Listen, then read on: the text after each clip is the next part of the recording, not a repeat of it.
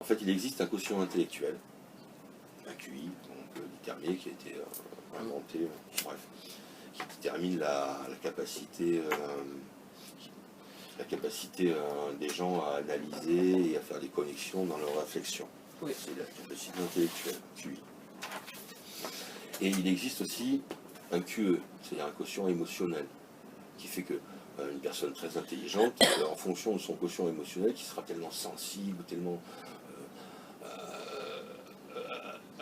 apte à capter tous les sentiments qui l'entourent, sera fragilisé par cette émotion et va pouvoir perdre même son intelligence dans certaines situations parce que son émotion sera trop forte, donc son quotient émotionnel sera faible.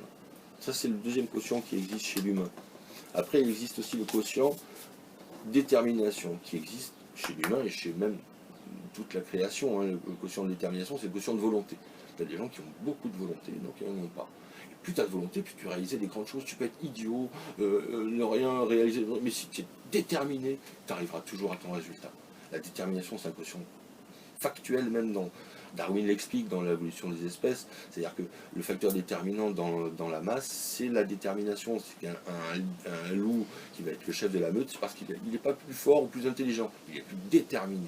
Et dans la nature, jusqu'à l'homme, parce que l'homme c'est sa volonté, c'est plus sa détermination, c'est différent, mais c'est le même sens. C'est-à-dire que s'il a un quotient de détermination, un quotient de volonté très développé, il a une force qui est déterminée par, en fait, voilà, sa capacité à avoir une volonté, une direction, une force sur soi-même.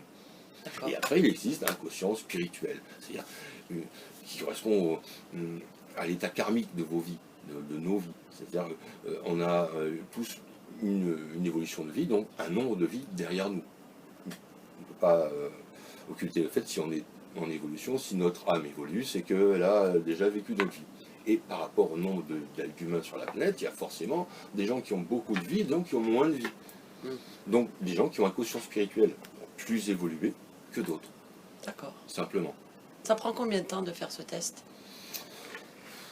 Une dizaine de minutes, un petit quart d'heure si on bute sur certaines questions, mais c'est des questions simples, mais comme c'est souvent des questions qu'on ne s'est jamais posées, c'est possible qu'elles nous demandent un peu plus d'attention, un peu plus de temps. Mais voilà, un quart d'heure, 20 minutes maximum. Est-ce que c'est possible de faire plusieurs fois ce test? Bien sûr, mais c'est même recommandé, parce que en fonction des résultats du test, et si les gens cherchent, s'ils refont le test un peu plus tard dans leur vie, ils vont se rendre compte que leurs réponses ne seront plus les mêmes, et vont déterminer plus de points, sans doute, la plupart du temps, si les gens continuent de chercher, évidemment. Si on ne cherche pas, on reste en stade, comme tout. Mais si les gens ont cherché, ont trouvé des réponses, leurs réponses seront vraiment différentes.